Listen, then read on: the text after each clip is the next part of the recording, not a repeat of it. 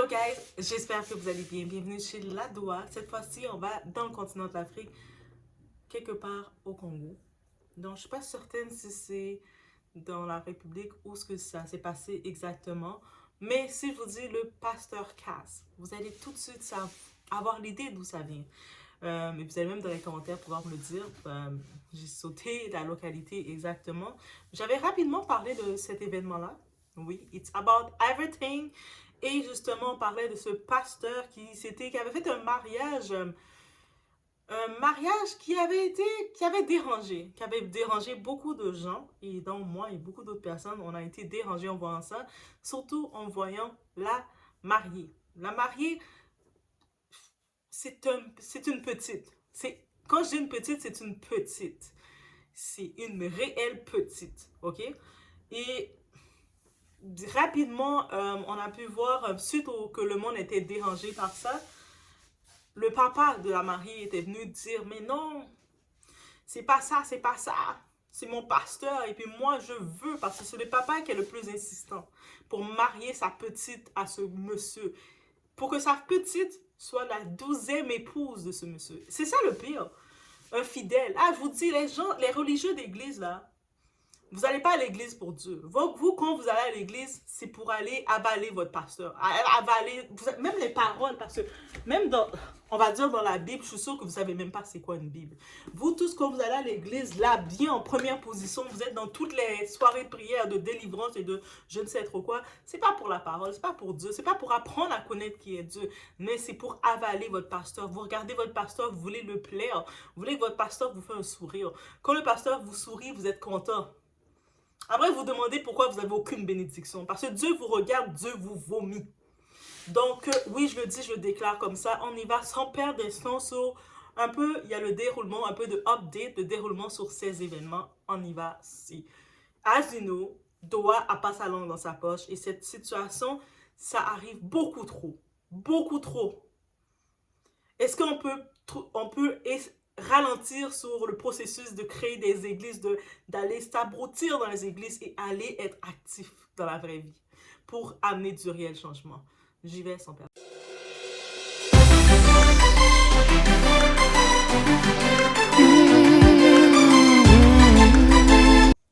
Donc ici, on se rappelle rapidement de cette vidéo où on avait vu les parents de Meda, cette très très très jeune mariée qui a créé beaucoup de controverses. Et ici, c'est sa grand-mère, on la voit, qui parle, qui raconte que la famille la supporte. On voit la maman, on voit qu'elle a l'air quand même très jeune. J'imagine qu'elle-même a été imposée ce type de mariage qui est fait. Et comme, au-delà d'avoir un mariage qui t'est imposé, c'est une chose, mais ça se répète. On la voit qu'elle dit que tout est... C'est rapide, là. Elle sait que j'imagine, c'est la tradition ou c'est comme ça que ça fonctionne par chez eux. Et la femme n'a pas réellement le choix de choisir son mari. Et j'imagine que même le père, qui est le père de sa fille, c'est un homme qui lui a été imposé aussi. Donc, tu sais, rapidement. Et là, on voit lui là, cet énergumène, lui le père, lui là, l'investigateur, c'est lui qui a offert sa fille à son pasteur. Il a vu le pasteur, il a dit, toi, je te donne. Comme si, au lieu de offrir un cabri, une chèvre, lui, c'est sa fille qu'il a trouvé qui était un beau cadeau à offrir. C'est comme le peu d'amour qu'il a pour ses enfants ou ses enfants pour lui, pour beaucoup de personnes, beaucoup de parents, leur enfant, c'est une propriété, c'est un bien, c'est un matériel. Ils n'ont aucun choix de vie que de faire qu'est-ce que le parent dit de faire pour eux. Et ça, c'est une mentalité qui, en effet, ça doit changer. On a tout le choix, là. Comment tu peux donner ta fille? Donc, on peut imaginer cette famille, pour cette fille, comme on dit, on ne choisit pas sa famille. Malheureusement, c'est ça qu'on peut dire, on ne choisit pas sa famille. Et notre famille, des fois, on va penser qu'ils ont le meilleur intérêt pour nous. Ce n'est pas toujours le cas et des fois, il faut l'accepter aussi. Donc, on voit qu'ils vivent en campagne ou en région. Et c'est probablement que sa grand-mère avait donné sa mère aussi, ou avait livré sa mère aussi. Peut-être sa grand-mère elle-même s'était faite livrer aussi. Donc, ça fait partie générationnel pour eux. Et c'est tout à fait normal. Mais par contre, 2024, parce que c'est tout récent, je pense en 2024-2023 que cet événement a eu lieu, ils ont publié, eux autres, pour eux, c'est tellement leur normalité, c'est tellement normal que le père, à l'église, on le voit qu'il tient sa Bible d'une main, mais ah, ça veut rien dire. Ça, c'est faux chrétien, faux pasteur, faux charlatan, servant du diable. Ah oui. Et puis, lui, il aime tellement son pasteur. Lui, c'est pas un sacrifice au nom de Dieu. Il parle pas pour Dieu, il parle pas de, ah, je vais à l'église, tu m'as tellement bien prêché, tu m'as fait comprendre l'amour de Dieu dans ma vie. Non, lui, c'est pas ça. On allait à l'église, qu'est-ce qu'il a dit en regardant le pasteur? Il a eu sûrement un déclic. Peut-être en vrai, ah, il a regardé le pasteur, il s'est dit, il aurait voulu même lui-même marier le pasteur, mais il sait que c'était pas possible pour lui. Il a dit, ah, je te donne ma fille. Et puis, ah, je vous dis, il y a la suite de tout ça. Là, l'ironie dans tout ça, on sait que il y a les pays, il y a la dot, qui est un symbole. Le pasteur n'a pas payé de dot, n'a pas donné de dot, pas payé, mais n'a pas donné de dot symbolique à la famille. Et lui, le père a même dit que c'est lui qui a marié sa fille à ce pasteur. Et c'est lui qui va payer sa propre dot. Et est-ce que vous imaginez? Donc, tellement qu'il n'y a aucun amour, aucun respect pour sa fille. Des fois, je me dis peut-être que même il se sentait tenté par sa fille. Parce qu'on voit ce père-là, elle est troublé lui-même qu'il s'est dit, ah, cette fille me trouble tellement, je vais me débarrasser d'elle, l'amener dans les mains de quelqu'un d'autre. Comment tu peux être un père, tu as ta fille, et l'esprit que tu as pour ta fille, le projet de vie que tu as pour ta fille, c'est de l'avoir avec cet homme-là. Donc, juste imaginer que toi, le seul plaisir que tu as là, dans sa tête de timbrer, dans sa tête de teubé, dans sa tête de tout ce que vous voulez, il s'est dit, ah, ma fille et ce type-là, ils feront un tellement beau ménage, sachant que ce pasteur Cass a déjà près de 12 femmes déjà, près de 12 petites femmes qui vivent toutes dans la pauvreté. Ils vivent toutes ensemble dans une petite maison. Peut-être que il est plus riche que ses parents à elle, mais c'est pas dans une abondance qu'il a sacrifié ses enfants pour avoir un peu d'argent, non. C'est dans son esprit de timbrer. C'est pour ça, là, ah, je vous dis, la religion sans l'intelligence, ça ne marche pas. Vous ne pouvez pas être sotte et prendre la Bible et penser que vous allez comprendre le plan de Dieu. Parce que quand vous allez à l'église avec la sottise, on va vous avoir. C'est comme ça que n'importe qui va vous avoir, va vous faire croire que ces désirs bizarres-là, c'est normal. La Bible, quand elle parle, Dieu, il nous parle, j'ai un plan merveilleux pour toi. Lui, ce père-là, le plan merveilleux qu'il a pour sa fille, qui est techniquement, on a dit sa fille a 14 ans. Ce monsieur-là, ce tonton-là, il a au moins 60 ans. Là. Je regarde comme ça rapidement, je lui donne 60 ans. Là. Bien 60 ans, bien calé au plus. Là. On retire la pelure, peut-être même plus, dans les 60, mi-soixantaine. Et donc, toi comme père, tu regardes ta fille toute fraîche, toute jeune, qui a de l'avenir. La jeunesse, c'est l'espoir. Et toi, tu dis, je te mets auprès de cet homme qui a déjà 12 femmes. T'es pas la deuxième femme, t'es pas la troisième femme, t'es pas la quatrième femme. Tu vas être sa 12e femme. À quel titre que tu réduis comme ça ta fille? C'est quoi le plan merveilleux que tu avais pour ta fille? Ça veut dire que étant la 12e femme, même étant la deuxième ou troisième femme, il y a une différence. Tu n'as pas le même statut que la première. Tout le monde, dans les ordres de polygamie, ça fonctionne par ordre. Tout fonctionne à un certain point. Toi, tu prends ce monsieur-là, ce petit tonton-là, qui a déjà 12 femmes, tu vas mettre ta petite fille bien fraîche qui a encore l'avenir devant elle, au lieu d'essayer de dire, je vais essayer, je vais à l'église et j'ai compris que Dieu nous a dit qu'il a un plan merveilleux pour nous, mais moi je vais m'assurer de donner aussi un plan merveilleux à mes enfants. Le plan merveilleux, c'est que tu l'apprends, tu la donnes. Lui a dit c'est un don qu'il a fait. Après il essaye de nous convaincre, oh mais on avait son consentement, elle a approuvé de se faire livrer comme ça. Qu'est-ce qu'elle a approuvé? La pression familiale que cette petite a. Quand j'ai vu la vidéo, suite à tout, déjà le monde était choqué avec les photos, vous regardez. Et puis on voit que sa grand-mère, sa mère, tout le monde la met la pression. J'ai dit, mais même si on est là comme personne, on est choqué de tout ça. Comment sa famille doivent la rejeter, doivent la mépriser, dire, mais c'est ta faute aussi. Si tout ça est arrivé, si ton mari est en prison, c'est ta faute. Là, je suis sûre que la pauvre petite, elle se retrouve à genoux en train de demander pardon, la pauvre. Alors que quand tu la regardes, t'es comme, mais qui tu trouves normal de l'avoir se marier? Pourquoi ça aurait été plus normal de l'envoyer à l'école, mais quand c'est des personnes sottes qui font famille ensemble, c'est ça qui arrive. Il suffit pas juste une femme, un homme qui s'accouple, qui fait un enfant. Il faut avoir un minimum de quelque chose, sinon ça va juste créer de la pauvreté, de l'insalubrité. Ça va rien créer de bon. Et c'est ça que les gens comprennent pas. Les gens, vous voulez juste faire des enfants pour faire des enfants, vous avez aucune compréhension, rien du tout pour donner à votre enfant. Vous voulez donner des choses tordues comme ça. C'est-à-dire, c'est pas parce que toi-même, tu as été peut-être livré ou par tes parents que tu vas livrer aussi les enfants, sachant qu'est-ce que ça imprime. C'est sur les sentiments que tu avais quand tu te faisais livrer. Tu savais que tu n'as pas aimé ça et que tu vas le faire de suite à l'enfant. C'est oh my God. Et puis en plus, ils sont toutes fiers de dire c'est bon la fierté. Et puis, sur cette même famille-là, ils vont compter sur cette petite-là pour les amener du pain. C'est-à-dire, vous vivez déjà dans la précarité, et puis vous comptez, vous livrez votre enfant qui pouvait être un espoir, vous sortir de la précarité d'une autre façon pour que votre enfant soit aussi conditionné dans votre précarité. Après, vous vous demandez pourquoi il n'y a pas de changement. Pourquoi dans le monde, il n'y a pas de changement? Pourquoi le gouvernement ne nous aide pas? Pourquoi tout est compliqué?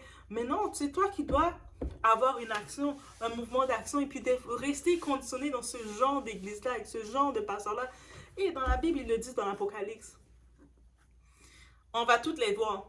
Toutes les faux représentants de Dieu, tous les faux pasteurs, ils vont tous être exposés. Ils vont être exposés dans leur vice comme ça.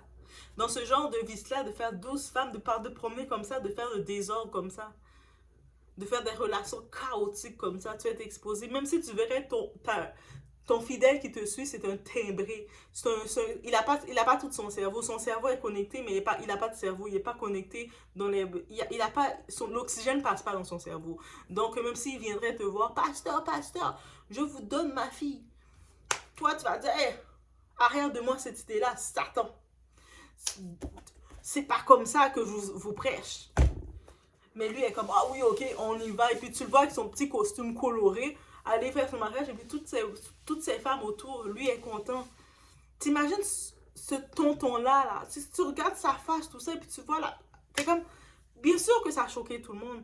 Encore plus choqué de voir comment le combat de ses proches, de sa famille, qui essaie de nous faire croire que non, c'est normal.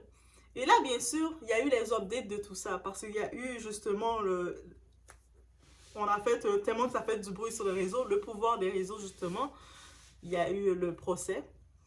Et là maintenant, on voit ces clowns. Ces clowns, on peut même pas les appeler, c'est faux chrétiens. Quand on se dit, il y a des vrais chrétiens, il y a des faux, mais eux, ce sont des faux complètement. Ils ne prêchent pas, ils prêchent pas pour Dieu, ils prêchent pas pour rien du tout. Et puis tu vois vous là, les gros débiles là, vous allez dans ces églises-là et puis vous êtes comme, oh, moi je vais à l'église, moi je suis chrétien. Et puis, quand vous voyez des mariages comme ça, des choses comme ça qui se font, ah oui, amen. Vous tapez des mains comme des gros, yo, j'ai rien de bon à vous dire. Et puis, je suis comme juste, et puis vous êtes sûr que vous faites quelque chose de bon. Après, vous êtes en train de prier, Dieu, intervient dans ma vie. C'est pas Dieu qui va intervenir dans votre vie parce que c'est pas Dieu que vous priez. C'est les démons qui vont venir intervenir dans vos vies. Fait que commencez à vous dire, l'église que vous allez, et ce que vous voyez dans l'église là.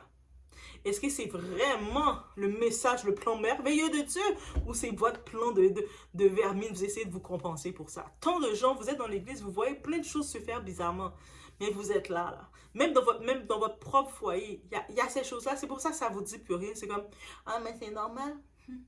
Mais oui, c'est normal pour vous. Mais vous faites semblant d'être chrétien, vous faites semblant d'aller à l'église, d'être religieux. Et en même temps, avec votre comportement douteux, vous faites peur aux gens qui sont appelés. Parce que c'est pas tout le monde qui est appelé. Et certainement, ce monde qui vont comme ça dans les églises, vous n'êtes clairement pas appelés. On regarde dans une rue maintenant, on voit 10 petites églises de démons. 10 petites églises de démons. Des petites églises de démons. 10 sur la même rue. Et puis, on va voir tout ce monde-là. Ils n'ont pas le temps d'aller travailler. Ils n'ont pas le temps de rien faire de leur journée. Ils sont concentrés à rester dans ces petits rassemblements de démons et à faire croire qu'ils font quelque chose. Et à utiliser le nom de Dieu en vain. À faire leur grimace comme ça. Donc, je vous dis, il y a un autre audio où ce qu'on voit le pasteur parler et tout ça, le père parler. Moi, je dis, autant le pasteur, c'est son jugement, le père aussi, là. Le père aussi est encore plus coupable parce que le père, comment il a laissé entendre, lui, c'est un don qu'il a fait au pasteur. Lui, il donne les choses. Tu sais, moi, je vais vous dire, tiens, je te donne ta Bible, je te le donne comme livre. Mais non, lui, c'est pas un livre qu'il va donner. Lui, il prend sa fille, un être humain, et puis il le donne comme ça. Mais vous savez, ça, c'est le problème de beaucoup de parents ici. Dans la communauté afro, beaucoup de parents, ils pensent que leur enfant les appartient. Ton enfant t'appartient pas. Tu as fait l'enfant, tu as un devoir envers l'enfant, mais l'enfant ne t'appartient pas. Qu'est-ce qui peut te donner le droit maintenant de décider de commencer à le donner aux gens comme ça? Et puis ces mêmes parents vers maintenant, ils font pas de plan pour leur pension, pour rien du tout, mais ils vont avoir des attentes que l'enfant, c'est à l'enfant de les payer leur pension. Ah, mais donne-moi mon argent pour ma pension parce que moi, tu sais que je suis un irresponsable. Non.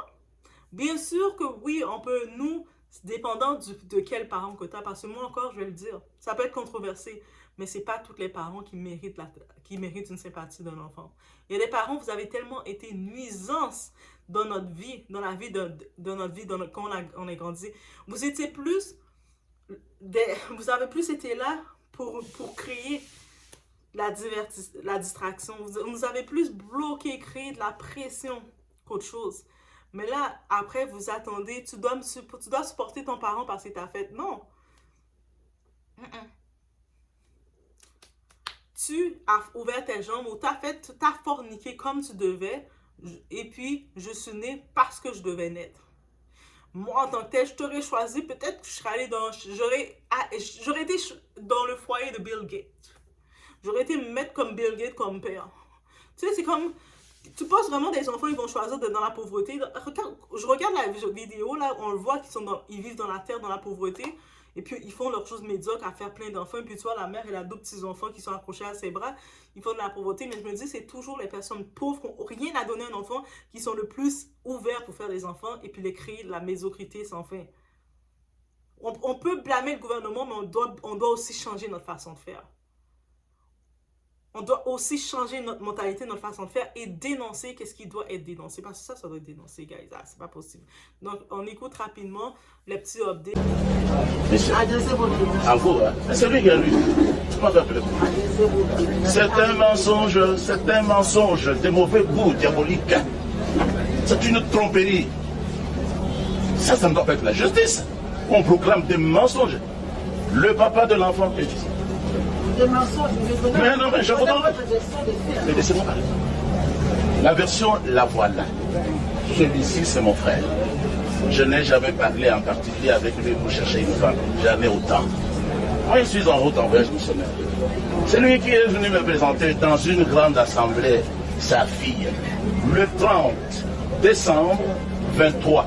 Sa fille, que je n'ai jamais vue, que je n'ai jamais connue, de la proclamation des résultats présidentiels. Là, nous sommes maintenant, nous avons dépassé 10 ans, nous sommes à Boma. C'est à partir de cette date que j'ai vu la fille. Aujourd'hui, la fille est venue ici. Je ne la connais pas. C'est un mensonge de dire ici qu'elle avait 14 ans. Ça, c'est Satan qui a parlé. Pourquoi vous vous moquez déjà comme ça? La fille m'a été présentée comme ayant 18 ans. Celui-ci, il a répété, ce jour-là, en fin d'année. Mais ici, on dit qu'elle avait 14 ans. Mais pourquoi vous faites des choses comme ça? Pour la prendre en mariage, il m'a supplié. Il m'a supplié qu'elle a un bon caractère. Ne regardez pas la taille. Elle est âgée. Chez nous, dans le Bakongo, nous avons déjà des petites tailles. Vous voyez comment je dis pas le Colombo? La voici. Je m'en moque. C'est ridicule. Monsieur, à vous, hein? Mais c'est lui qui a lu. Tu m'as fait appeler. C'est un mensonge de mauvais goût diabolique. C'est une tromperie. Ça ne doit pas être la justice. On proclame des mensonges. Le papa de l'enfant est ici. Mais non, mais je vous donne. Mais laissez-moi parler. La version, la voilà. Celui-ci, c'est mon frère. Je n'ai jamais parlé en particulier avec lui pour chercher une femme. Donc, en effet, qu'est-ce qu'il peut retenir? On ne choisit pas ses parents. On ne choisit pas ses parents et on ne choisit pas sa famille. Mais ce qui... Gars, je sais pas si je vais être choquée ou avoir plein d'émotions quand je réalise une chose. Attends. Le père, il a pris sa fille, il l'a donnée, il a insisté en le donnant. C'est-à-dire, c'est pas le pasteur qui disait, oh, donne-moi à quelqu'un. C'est le père qui venait, qui était en train de respirer le parfum du pasteur. Il sentait le pasteur, il le reniflait de partout. Je pense qu'il était rendu nettoyer ses pieds avec sa langue. Et puis là, il a dit, je te fais le don de ma fille. Et puis, à un tel prix qu'on sait que c'est un pays traditionnel. Dans l'Afrique, les pays en Afrique, il y a la dot qui est symbolique. C'est-à-dire que quelqu'un veut marier une femme, tu dois donner un symbole à la famille de cette femme et payer la dot. Tellement que il a donné sa fille pour un rien, il a même, il a même ouvert son bec avec toutes ces dents-là que je sais pas quoi dire. Et puis il a dit quoi? Je vais payer la dot moi-même. Mais à qui tu vas payer la dot? Est-ce que tu vas prendre la dot, tu vas le remettre à la famille, la famille de la mère? Est-ce que tu vas prendre la dot pour te repayer comme c'est toi, ta famille? Donc, ça veut dire que tu as juste donné gratuit, cadeau, ta fille qui représente l'espoir, qui est toute jeune, toute fraîche, toute innocente, à ce tonton-là, qui est qui est tout expiré de la vie. Et puis, tu oses dire que non, même la dot, même au moins, tu aurais dit, là, tu aurais fait semblant de dire, ah, on vit un état tellement de pauvreté chez nous, monsieur le juge, le monde, que dans notre état de pauvreté, j'ai fait une décision de désespérer. Tu sais, au moins, on aurait pu dire, ouais, c'est vrai, la pauvreté amène le désespoir. Même pas. Il se justifie en disant que lui, c'était vraiment... Il a regardé ce tonton-là, ce fake pasteur. Il a dit, lui, il ferait un bon mari pour ma fille. Le manque de jugement, de discernement, de tout. Certains disent qu'il a fait ça parce que lui, il voulait avoir un meilleur titre dans l'église. Et puis, il s'est dit que d'être actif, de faire partie du ministère ou quoi que ce soit, mais c'est quelle église? On parle de ces endroits, ces rassemblements de démons. Donc, il veut faire plaisir aux démons en tant que... Il a sacrifié sa fille dans les mauvais bras du démon, right? Donc, c'est ça qu'il a fait. Sorcellerie. Sorcellerie a rien à voir du tout. Ça, c'est même plus de la sorcellerie. Ça, c'est encore pire que l'état de sorcellerie. Parce que dites-vous, on est tellement conditionné dans les églises qu'on oublie tout le reste, d'avancer dans les autres choses. On va voir maintenant dans les pays afro. Des églises par dizaines, par vingtaines. Le monde sont tous rassemblés, toutes leurs petites têtes, ils mettent dans les églises à genoux comme ça. Ils appellent leur pasteur papa. Tu vois quelqu'un qui est là, qui a presque plus de dents, qui porte son dentier, qui vient devant un responsable de l'église qui va dire papa, papa, je comprends pas, papa. T'es comme, oh, maman, maman. Et puis tu vas les voir marcher à genoux. Ils reçoivent un petit peu d'argent. Ils ont fini de travailler. Dire, ça, c'est le plus drôle dans les églises. Oui, on va dénoncer ça. Donc, ils arrivent. Ils ont travaillé dur s'ils avaient leur petit boulot, là. À peine s'ils sont capables de payer leur loyer ou leur chambre. Des fois, ils restent, surtout même dans les pays en Occident, là, ils sont comme ça. Comme à New York, tous ces pays-là, c'est la catastrophe, là. Ah, les Afros, on a un problème sur ça. On nous a ensorcelés avec les églises. Et tu vas les voir, ils vivent modestement, même pas modestement voulu, là, modestement pauvres. Dans des gros pays, là, des pays que tu as tous les espoirs, les possibilités, ils prennent tout leur argent, ils vont le mettre à l'église. Tu vas voir, des fois, les pasteurs vont venir avec l'arrogance. Nous, on a besoin d'un nouveau air climatisé ou on a besoin de l'argent. On m'a invité dans une église, le pasteur avait dit ça à ses fidèles, à ses moutons, à ses égarés. Même pas des moutons, moutons c'est trop gentil. À ses égarés. Ils sont égarés là parce on a tout accès à la Bible, à l'éducation. Mais les gens, ils veulent pas lire. Ils veulent pas, même, tu n'as même pas besoin de lire. Il y a des applications que tu peux écouter la Bible. C'est-à-dire, tu fais juste tu fais clic sur l'application et quelqu'un te lit la Bible, tu l'écoutes. Mais les autres, le monde, ils sont tellement bêtes, égarés, ils vont préférer se avaler les choses de n'importe qui vont appeler des papas.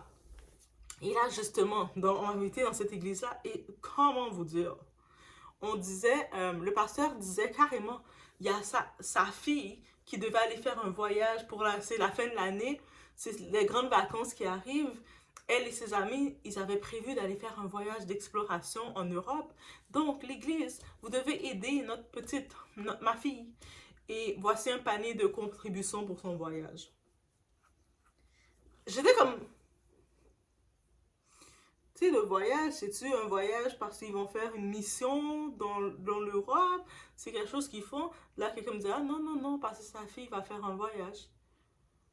I was like... Puis tu vois, il y a du monde dans l'église qui commence à sortir l'argent. Amen! Et puis eux autres, ils ont leur enfant. Même les inscrire dans le camp d'été, les camps d'été qui est à côté, dans le parc à côté de chez eux, ils ne peuvent pas le faire. Parce qu'ils vont dire, ah, ça coûte trop cher payer 30 dollars par semaine pour mettre mon enfant. Puis ils sont en train de sortir leurs 100 dollars pour donner à la fille du pasteur. On est méchants comme ça. Et je vous dis, on est méchants comme ça. On commence à démonter ces églises-là. Ces églises, ces rassemblements de démons.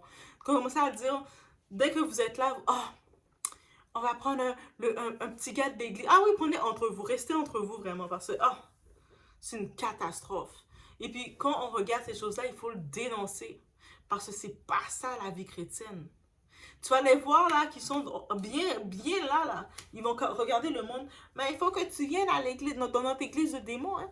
Tu dois venir dans notre église de démons. Hein. Parce que dans notre église de démons là, on a besoin de te voir. Mais oui. Quand tu vois leurs paniers qui viennent vers toi, moi je suis là.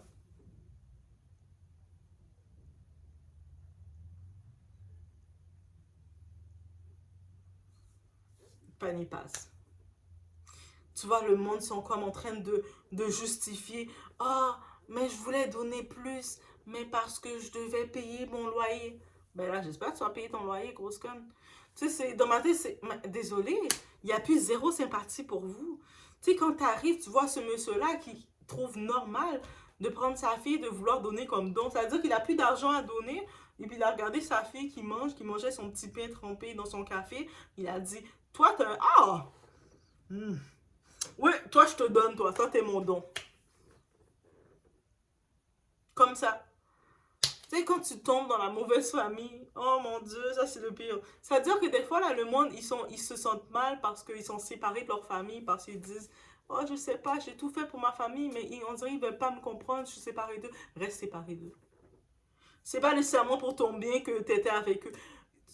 Des fois, c'est Dieu, il a vu que cette famille-là était des démons. Il t'a juste retiré d'eux. Essaie pas de forcer pour rentrer encore, pour te faire comprendre par eux. Laisse-les entre eux et continue ta vie loin d'eux. Au contraire, quand tu es loin d'eux, tu te vois que tu es bien, tu vois que tu es épanoui, tu es toi-même, tu fais tes trucs, reste dans ton monde. Pourquoi tu veux retourner dans les démons? Dieu t'a pris, t'a mis à part, puis toi tu retournes. Aussi, il y en a qui on aime souffrir parce qu'on veut tellement se dire on a une famille, on a une famille. C'est pas toutes les familles qui sont une famille. Quand on regarde sa grand-mère, sa mère, qui qu'elle peut faire confiance? Même si le monsieur il a 20 ans de prison, sa famille, peut-être ils l'ont chassé de la maison. Peut-être cette fille-là, on ne le sait pas. Là, on parle de lui, le pasteur, il est en prison. Mais on ne sait pas, elle, cette petite fille-là, qu'est-ce qui lui attend. Sa famille l'a peut-être chassé de la maison. Là, elle se retrouve à la rue. Elle se retrouve au désespoir. C'est chaud. C'est chaud. Donc, bref, c'était les updates sur tout ça, mais soyez vigilants, utilisez le discernement. Arrêtez de vous cacher derrière des fausses églises, derrière une fausse chrétienté, de faire semblant que vous êtes chrétien alors que vous êtes en train d'applaudir ce genre de choses d'animal, ce genre de choses de démon, ok? Parce que c'est pas ça. Arrêtez aussi de vouloir faire du troc, de l'échange avec Dieu. Hey, quand on est chrétien, ça veut dire qu'on est en Christ. Et quand tu es en Christ, ça veut dire que tout a été accompli pour toi.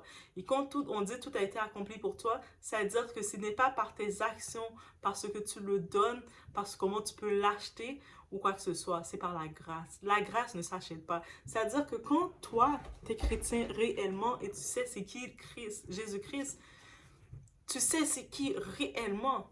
Même si ton pasteur ou n'importe qui vient te voir te dire, ah, tu sais quoi, tu dois me donner 1000 dollars. Puis tu vas pouvoir avoir telle chose. Mais tu sais déjà, c'est de l'arnaque parce que tu dis, mais attends. Si moi je suis en Christ, tout a été accompli pour moi. Pas parce que ce que je fais. Pas parce que ce que j'ai fait. Pas parce que ce que je peux payer. Mais parce que je suis en Christ, je le fais confiance. C'est-à-dire tout a déjà été accompli. Encore même. Dans cette même Bible-là, Dieu, il nous parle pour nous. Il dit qu'il a les projets dans notre vie. C'est des projets merveilleux. Des projets de joie. Des projets de paix. Donc Dieu, tout ce qui a rapport avec le chaos, le désordre, ça vient pas de lui. C'est-à-dire que déjà quand tu vois une relation que ça t'amène du désordre, du chaos, ça t'amène du trouble dans ta tête, tu le vois que c'est pas de lui. Lui te dit, c'était pas de moi. Oui, en effet, j'ai un projet pour toi. Je ne veux pas que tu sois tout seul. Mais mon projet, c'est pas dans le désordre. Parce que moi, je sais la paix que je veux te donner. C'est que quand tu vas être dans où ce que je veux que tu sois, avec qui que je veux que tu sois, cette paix va être en toi. Si tu n'as pas cette paix en toi, ça veut dire que ce n'est pas cette personne que j'avais pour toi. Calme-toi. Laisse-moi gérer. Et quand tu vois comment Dieu gère tout ce que toi, tu sais, toute la liste, tu sais, qu'on se fait une liste, des fois, prenez plaisir de faire les listes de votre partenaire idéal. Faites ce jeu-là. Que vous dites que vous êtes religieux. Les religieux, je sais, même les religieux, faites-le. Que vous dites que vous êtes athée. Peu importe qu'est-ce que vous êtes. Faites cette liste-là. Mon idéal. Commencez à écrire de tout votre partenaire de rêve, comme vous le voyez, physique, toutes les traits. Et maintenant, avec le papier que vous le faites, vous savez qu'est-ce que vous dites? Vous le dites, vous parlez entre vous. Mais vous parlez, quand vous parlez entre vous, vous ne parlez pas tout seul, vous parlez à Dieu. Dieu, je te fais confiance sur ça. Dieu, je te fais confiance sur ça. Et vous allez regarder, il va vous retirer, si vous étiez avec un partenaire, et peut-être ce n'était pas ça qui était votre idéal, ça va partir, vous allez faire, oh. Parce qu'il fait de la place. Il va venir, quand tu te fais confiance, où est-ce que tu le fais confiance, il agit. Moi, pour commencer, pour utiliser cette parole avec Dieu, c'est dans le côté professionnel, dans les emplois. Peu importe les emplois que je suis là, je fais ce que je fais. Et je dis quoi? Avant même d'aller dans l'entrevue, j'ai déjà l'assurance. Dieu, peu importe ce qui arrive, si tu vois que cet endroit, je peux me sentir bien là, et tu sais, je vais pouvoir faire ce que je dois faire, je vais avoir ce que je dois avoir. Et ça se passe bien. Et même des fois, sur le spot, ça passe tellement bien que je fais l'entrevue. Ah, c'est même pas pour faire de la prétention, guys. Mais même avant même d'avoir la décision de qu'est-ce que j'ai pour toi, Doha, j'ai déjà la décision que c'est sûr qu'on te garde. J'ai même pas le temps. Des fois, certains recruteurs, certains employeurs dans les ressources humaines, ils veulent prendre un petit peu de temps, te faire attendre. Je suis à peine le temps des fois de quitter l'entrevue, de commencer à dire « Ah, je vais aller manger quelque chose » ou « Ça a été épuisant, je vais aller manger. » Surtout quand on va en entrevue, on y va tout en petit tailleur, super chic. Donc, on va aller manger un petit condron en même temps, me gâter. À peine en train de commander de quoi manger, tu reçois un appel. « Oui, allô? Oui, c'était pour l'entrevue et tout. » T'es comme, je viens de sortir de là, ils m'ont dit, j'ai-tu oublié quelque chose? Mais est-ce que vous êtes toujours intéressé? Je suis comme, je pense que oui, oui. Mais parce qu'on aimerait bien que vous commenciez votre première journée. Ils sont déjà en train de te donner dans ce chose où on aimerait bien que tu viennes signer ton contrat. T'es comme, oh. Ah ben oui. Définitivement, oui, je peux passer signer le contrat. Oui, vous pouvez me l'envoyer, je vais le signer par courriel. Déjà, tu sais, ta décision est là. C'est-à-dire que même dans la relation, il faut le faire confiance. On dit toujours une parole aussi qu'on dit. Tout ça, c'est pas un pasteur qui va vous le dire. C'est pas les faux pasteurs, les trafiquants qui vont vous le dire. Dans ça, là, vous savez ce que ça dit? Imaginez Dieu qui est notre Père céleste. Il est capable de penser, quand on regarde la nature, comment c'est fait, il est capable de créer, chaque chose a été créée pour nourrir quelque chose dans la nature. Les insectes, chaque insecte, il se nourrit entre eux, ils savent où se nourrir. C'est-à-dire qu'on regarde un oiseau qui fait son nid, quand il va faire froid, il a déjà le temps pour savoir, pour aller se cacher quelque part. Ils ont leurs sens ont été conçus comme ça. C'est-à-dire comme père qui est prévoyant comme ça, c'est pas le père terrestre comme le père de cette femme, de cette petite médaille-là, ce petit clown-là, ce qui commence à faire le don de sa fille. C'est pas ce genre de père que Dieu est. Dieu, c'est un père qui a tout prévu pour nous. Avant même qu'on le prévoit, même des choses, nous, on est en train de vivre au jour le jour, parce que nous, on est des petits oiseaux. On vit le jour comme ça. Ah, aujourd'hui, il fait bon. Ah, demain, il pleut. On vit comme ça, nous. Mais lui, Dieu, il a déjà tout prévu pour nous. Il sait déjà tout. C'est-à-dire que on arrête d'aller croire ces trafiquants-là, donc qui créent des églises pour faire leur trafic comme ça. Le monde des fausses traditions qui commencent à vouloir te vendre leur enfant. Je te donne à telle personne pour faire une union, on va te mettre ensemble. Et le père qui essaie de justifier, ah, mais j'ai vu le mariage, elle souriait. Quelqu'un fait comme ça? Parce qu'elle est forcée de le faire, ça veut dire que la personne est heureuse. La prétention des gens de vous dire, t'inquiète, moi je vais te rendre heureuse. Moi, je sais comment te rendre heureuse. Attends, je te regarde agir, t'as aucune ambition dans la vie, t'as rien du tout, et puis toi, tu vas me rendre heureuse. Parlons-en de ma joie.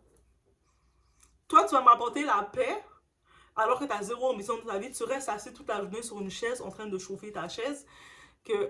Et là, tu me parles que tu vas me rendre heureuse. Tu fais-moi confiance, je vais te rendre heureuse. C'est quoi qui me rend heureuse? D'être avec un bon à rien? Donc, je vous laisse sur cette réflexion, c'est ce petit update que j'apporte pour vous. Faites attention à vous, utilisez le discernement dans tous les cas. C'est pas tout le monde qui vient prétendre quelque chose dans votre vie, que c'est des choses qui sont pour le bien de votre vie. Et on peut arrêter sur ce. Je vous laisse ici avec la doigt. On en profite de mettre un petit like de support si vous avez bien aimé ce petit update ou si il y a eu un petit déclic qui vous a fait. Ne vous sentez pas mal si des fois vous dites que vous n'êtes pas confortable d'aller encourager certaines églises. De toute façon, la première église qu'on doit encourager, c'est l'église qui est à l'intérieur de nous. Donc, moi, je me dis des fois, j'aime mieux avoir cette église à l'intérieur de moi et sortir à l'extérieur et agir évangéliser avec l'action. Pas évangéliser, j'ai pas besoin de sortir dehors puis commencer à sortir tous les passages, dire si. Oh, il y a tel passage comme ça, je commence à montrer que je m'y connais. Comment je vais le faire? Quand on dit aimez-vous les uns les autres, c'est que je sors dehors, je peux voir un itinérant. Même si je n'ai pas besoin, un itinérant, nécessairement, quand il est là, il va savoir des fois, tu ne vas pas toujours lui donner de l'argent, c'est correct, mais tu ne vas pas le regarder de haut, dire, oh, lui là, il est tout sale. Non, tu vas prendre le temps de sourire et de dire bonjour. S'il te tient la porte, tu vas prendre le temps de dire merci. Merci. Et ces petits gestes que tu fais, tu sais pas que tu lui donnes sa dignité de personne. Et ça s'appelle aimer quelqu'un. C'est pas non plus tu vas aimer la personne parce que tu lui as donné quelque chose. Tu vas aimer la personne parce que c'est une personne. Donc, c'est ça, avoir l'église en toi. Et c'est cette église qu'on doit gérer. C'est pas aller commencer à gérer les pasteurs, les personnes qui viennent. Maintenant, tout le monde est pasteur. Tout le monde peut venir prendre son église. Moi, je suis pasteur. Quoi? Je suis pasteur? Bientôt, je vais faire l'église directement chez moi. J'arrive chez moi, je mets 2-3 petites chaises, 2-3 petits bancs. Même pas de chaises. Ah non, pourquoi des chaises? Je mets 2-3 coussins à terre. Et puis, je mets un panier. Le panier, c'est important. Je commence. Ok, bienvenue tout le monde. On commence l'offrande dès maintenant. Dès qu'on arrive, on commence l'offrande. On va commencer à prier pour l'offrande. Ah, je peux le faire aussi, là. Mais c'est plus que ça. Donc, utilisez le discernement, ça serait le mot-clé. Donc, déjà dans les commentaires, si vous avez rendu à partir de là dans la vidéo, on écrit « On utilise du discernement chez Doha ». Oui, on utilise du discernement chez Doha. Le discernement, on l'utilise. Donc, je vous laisse sur